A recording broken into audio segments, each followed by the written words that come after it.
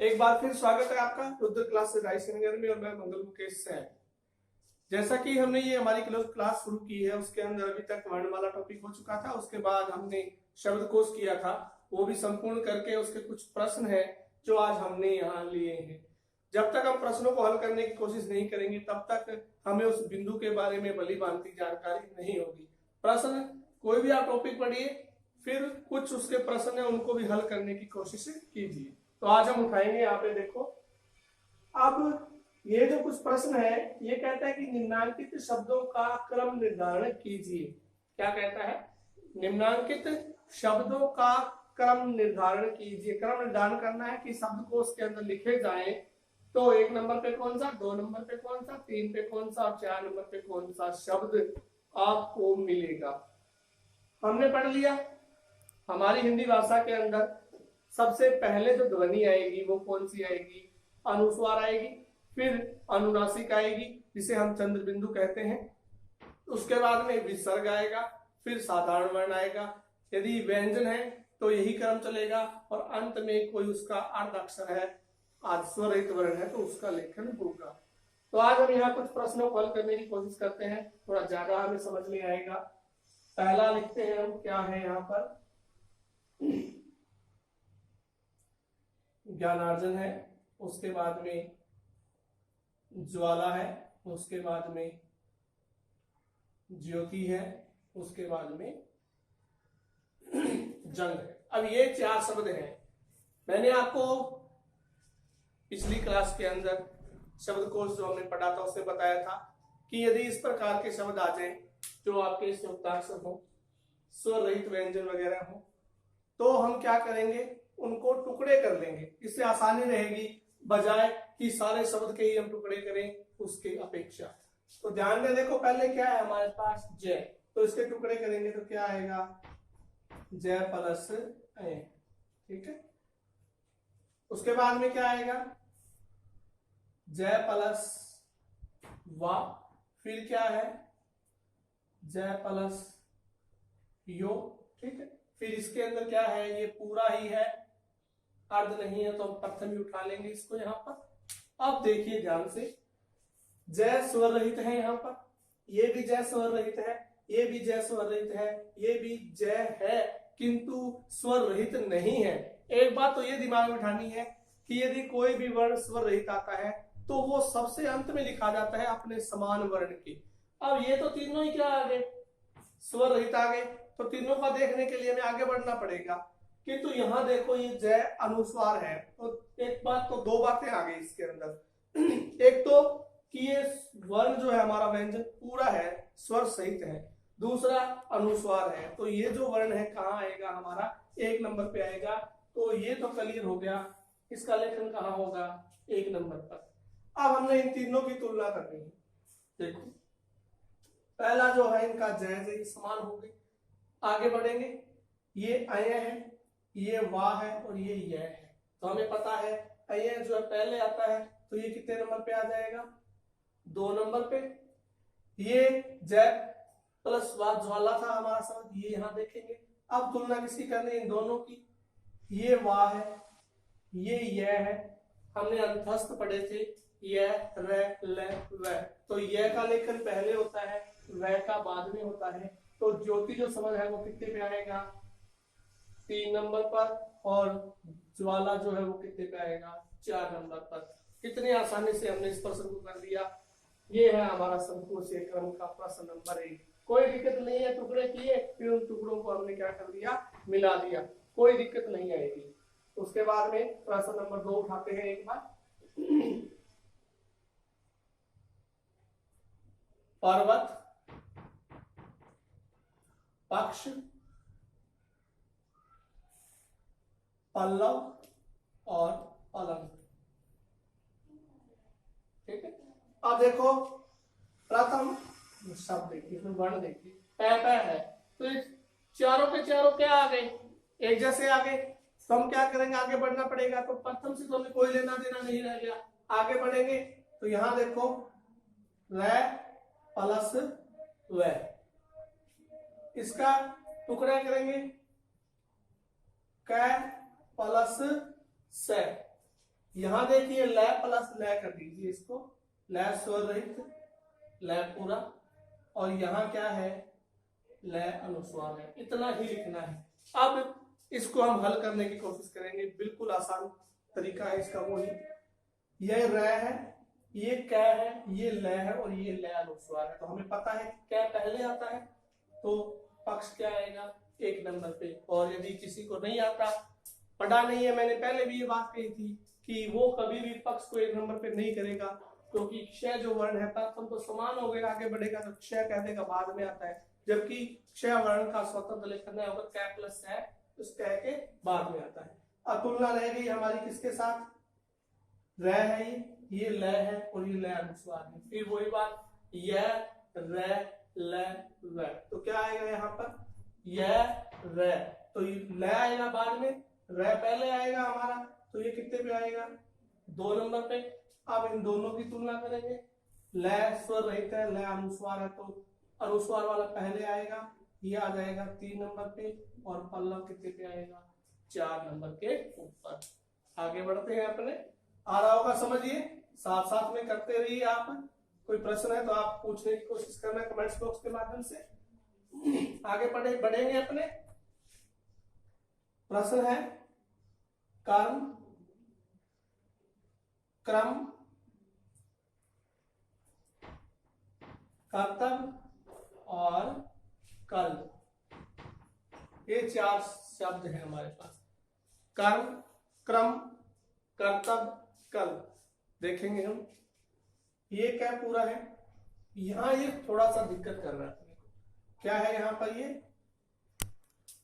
कै प्लस र, ठीक है, ये कै पूरा है, ये भी कै पूरा है। अब ये बात क्लियर हो गई कि कै जो आता है ना, ये इन तीनों के क्या आएगा, अंत में आएगा, तो ये कितने पे आएगा, 4 नंबर पे। समझ आ रही होगी मैं क्या समझाना चाहता हूँ, कि ये दिमाग में उल्टा न घूम जाए कि ये 4 नंबर पे पहले कैसे लिख दिया मैंने, क्यों लिखा, देखो तुलना करेंगे, कै स्वर रहित है, ये भी कै स्वर रहित है, ये भी कै स्वर रहित है, किंतु यहाँ कै क्या है हमारा, ये आधा है, इसलिए ये क्या आएगा, 4 नंबर पे। अब इन तीनों की तुलना करनी है हमको, ये तो समान हो गए पहले, आगे बढ़ेंगे ना अपने। देखिए यहाँ पर ये है र प्लस मैं, ठीक है, यहाँ क्या है, र प्लस तय, ठीक है, पूरा है, लिखना लिख लिए, मत लिखिए, चाहे छोड़ दो आप इसको। यहाँ पर ये र है, ये क्या है, ल प्लस तय। अब इन तीनों की तुलना करनी है अपने को, ये र स्वर रहित है, ये र पूरा है, और ये ल है, यह र, तो ये र वाला क्या आएगा, 1 नंबर पे।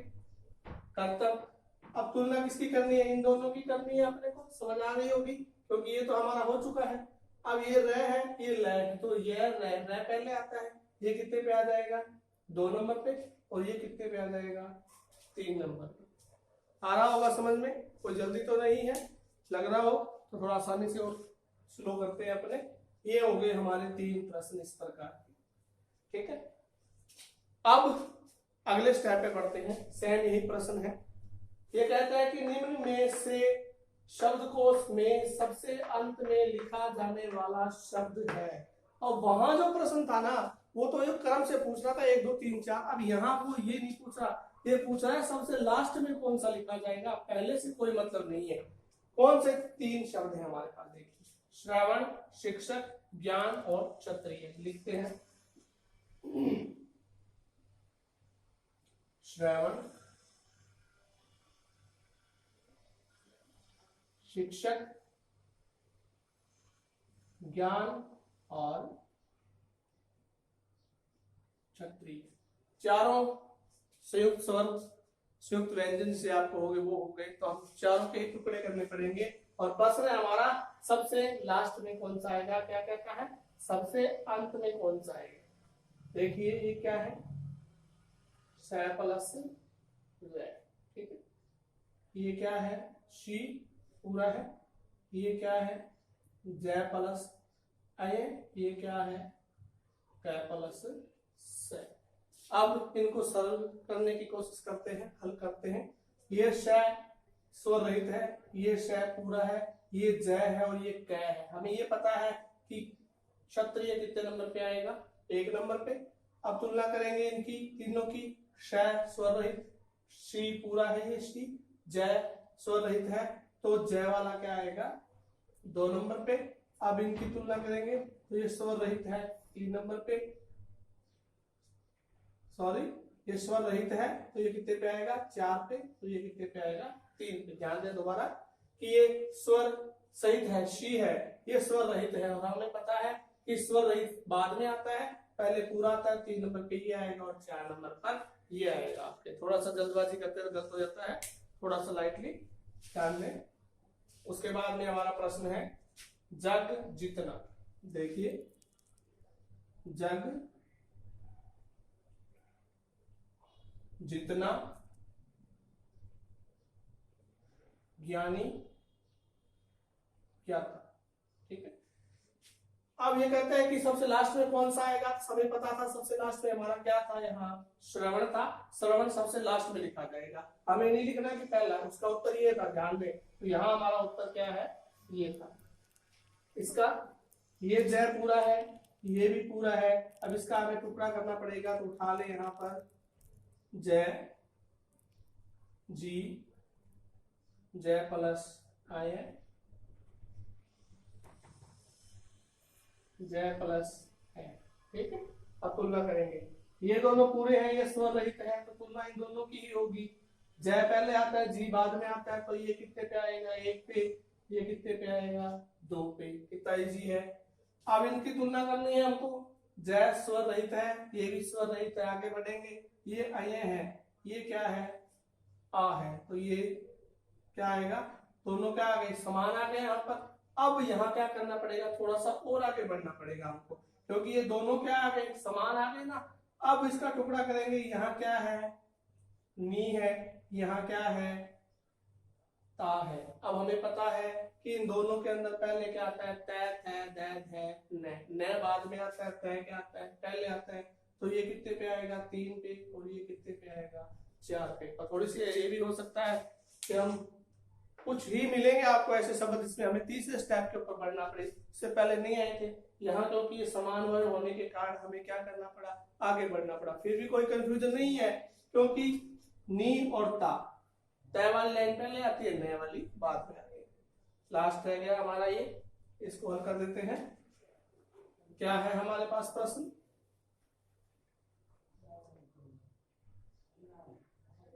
क्षमा, त्रिज्या,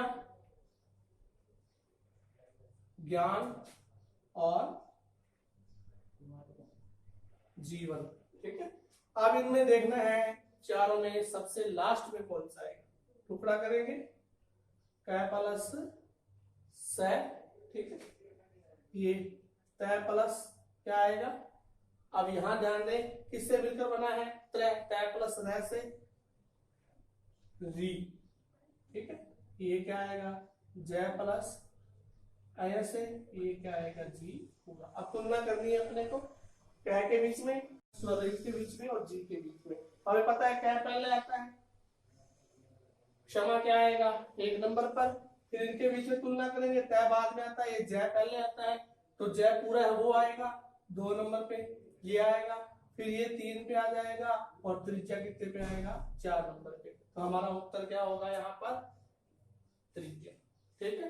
तो ये था हमारा इसका आंसर त्रिज्या का। तो ये थे हमारे प्रश्न कुछ शब्दकोश को लेकर, ठीक। इस प्रकार कोशिश करना है इन प्रश्नों को हल करने की, कोई दिक्कत नहीं होगी।